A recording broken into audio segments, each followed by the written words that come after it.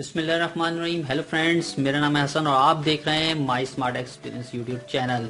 अगर आप इस चैनल में नए हैं तो प्लीज़ सब्सक्राइब करवा लीजिए ताकि आपको नेक्स्ट वीडियो इजीली मिल सके और आप लोग खैरियत से होंगे। आज की इस वीडियो का मकसद ये है कि आपको बताएंगे डेल वेन्यू प्रो 11 5130 एटम और कोर i5 में क्या मुश्किलात पेश आई हैं और क्या किस तरीके से ये काम करता है और कितनी देर तक चलता है और इसमें क्या क्या फॉल्ट आ सकते हैं। तो आज हम आपको यही बताने वाले हैं इस वीडियो के अंदर कि मुझे क्या क्या मुश्किलात पेश आई हैं। ये मेरे पास दो मॉडल हैं यहाँ पर रखे हुए, काफ़ी अरसे से मैं इसको यूज़ कर रहा हूँ। तकरीबन 5 ईयर मुझे हो चुके हैं इन दोनों टैबलेट को यूज़ करते हुए।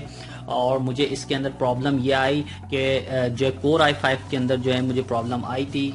सिर्फ 3 मंथ चला था ये, उसके बाद इसका बोर्ड हैंग करना शुरू कर दिया था। और यहाँ पे मैं आपको दिखाता चलूँ, ये है कोर i5। यहाँ पे इन्होंने फ़ैन वगैरह बिल्ट इन किया हुआ है छोटा सा, और 256 GB का SSD मिनी M2 का कार्ड है इसके अंदर, और जो है 8 GB इसके अंदर रैम है।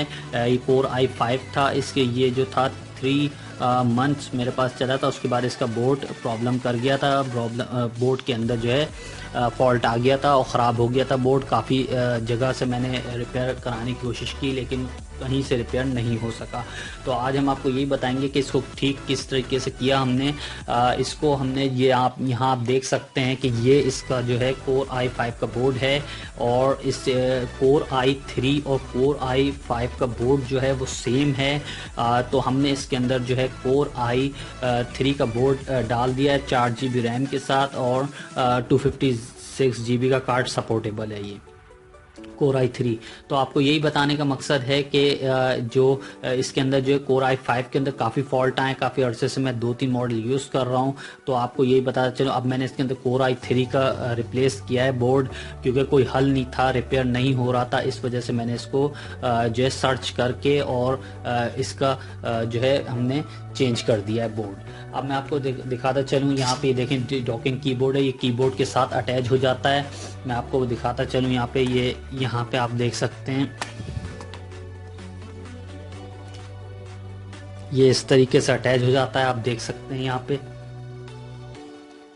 और आप इससे बहुत आसानी से काम कर सकते हैं और यहाँ पे आप इस बटन दबा के इसको निकाल भी सकते हैं। और बहुत अच्छा, इसमें मैं आपको बताता चलूँ इसके अंदर भी बैटरी काफ़ी, इसका बैटरी टाइमिंग बहुत ज़बरदस्त है। आप यहाँ देख सकते हैं तकरीबन बैटरी टाइमिंग इसका 10 to 12 आवर है। यहाँ पे आपको मैं बताता चलूँ, क्योंकि इसके अंदर भी एक बैटरी इंक्लूडेड है। सकते हैं कि यहाँ पे इसकी चार्जिंग पिन है, यहाँ पे आप यहाँ पे आप इसे चार्ज भी कर सकते हैं और इसे अलग से, और इसके साथ भी जो है ये चार्ज हो जाता है। इसके साथ आपको यहाँ मैं बता चलूँ, ये जब आप लगा देंगे यहाँ पे इसकी चार्जिंग पिन है, तो इसी के साथ कीबोर्ड के साथ ही लैपटॉप के साथ कीबोर्ड की बैटरी भी चार्ज हो जाएगी। इसके अंदर भी बैटरी है और इसके अंदर भी बैटरी 4200 mAh की इसके अंदर बैटरी है और 4200 mAh की मेरे ख्याल से इसके अंदर है, लेकिन इसका कंफर्म नहीं है कि 4200 है, लेकिन 10 to 12 आवर जो है बैकअप देता है ये। और मैं आपको यहाँ पे बता चलूँ, इसका तो मैंने आपको बता दिया कि कोर i5 में मैंने बोर्ड जो है कोर i3 का रिप्लेस कर दिया, क्योंकि सेम मॉडल थे, सेम उसका डायमीटर था, सेम जो बोर्ड में चीज़ें थी वो सेम थी और इसके अंदर फिट हो जाता है वो कोर i3 का। तो बताने का मकसद ये था कि ये जल्दी ख़राब हो जाता है कोर i5। अभी मैंने इसके कोर i3 का बोर्ड डाला है, आप देखते हैं कितना अर्से चलता है। लेकिन ये मैं आपको बताता चलूँ, ये बहुत ज़बरदस्त मॉडल है ये डेल वेन्यू प्रो 11 5130 एटम का बोर्ड है इसके अंदर और बहुत ज़बरदस्त है। काफ़ी अरसे से तकरीबन 5 ईयर मुझे इसको यूज़ करते हुए हो गए, कोई फॉल्ट नहीं आया। काफ़ी हैवी एप्लीकेशंस भी मैंने इसके ऊपर रन किए हैं। ये भी डॉकिंग कीबोर्ड के साथ फिट हो जाता है। तकरीबन 12 आवर बैटरी बैकअप है इसका, 12 hour 10 to 12 hour battery backup है। और ये मैं आपको बताता चलूँ, मैंने काफ़ी हैवी एप्लीकेशन इस पर चलाई हैं। यहाँ हीटअप होता है थोड़ा सा, लेकिन आज तक इसमें फॉल्ट नहीं आया।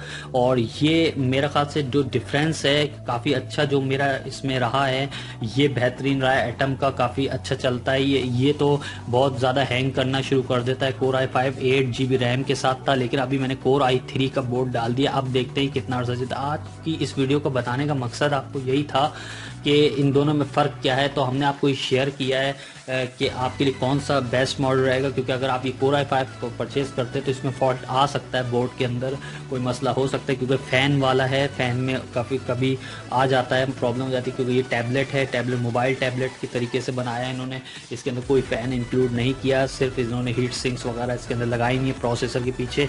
तो आज की वीडियो का मकसद आपको यही था बताने का कि इसमें जो है सबसे बेहतरीन मॉडल 5130 है, ये काफ़ी अरसे चल सकता है आपका।